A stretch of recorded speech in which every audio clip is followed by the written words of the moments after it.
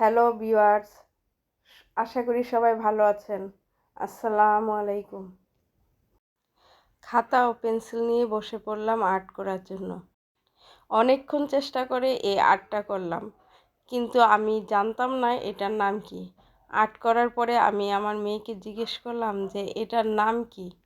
মেয়ে বলল যে আম্মু এটা তো মধুবনী আর্ট।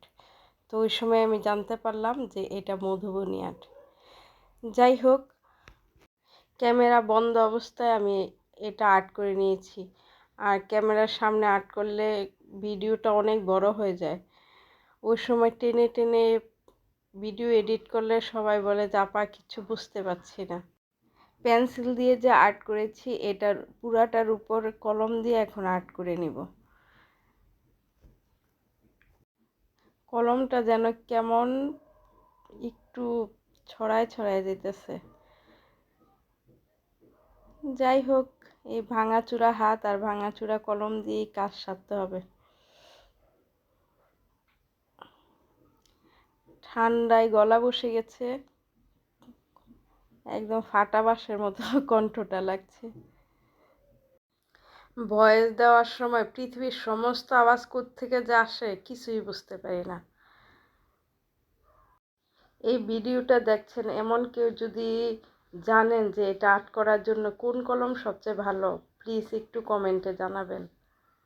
আমার আর্ট করতে অনেক কষ্ট হচ্ছে।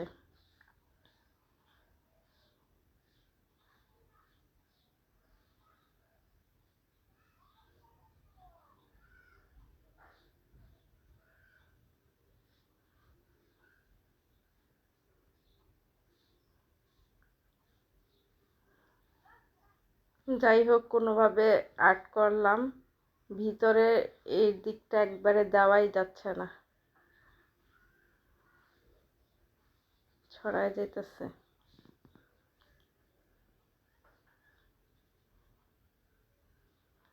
অন্য একটি কলম নিয়ে ট্রাই করতেছি। না, এইবার একটু মনে হয় ভালো। কি বলেন আপনারা?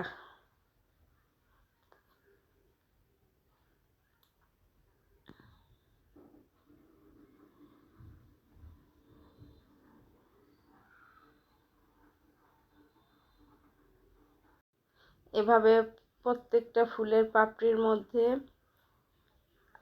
দাগ দিয়ে নিচ্ছি।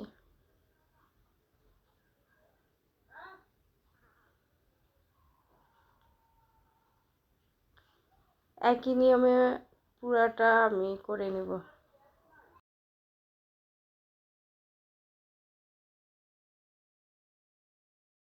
একদিক দিয়ে ফুলের কাজগুলো হতে থাকুক আর অন্য দিক দিয়ে আপনাদেরকে বলছি, আমার ভিডিওটা যদি ভালো লেগে থাকে লাইক, কমেন্ট, শেয়ার ও ফলো করবেন।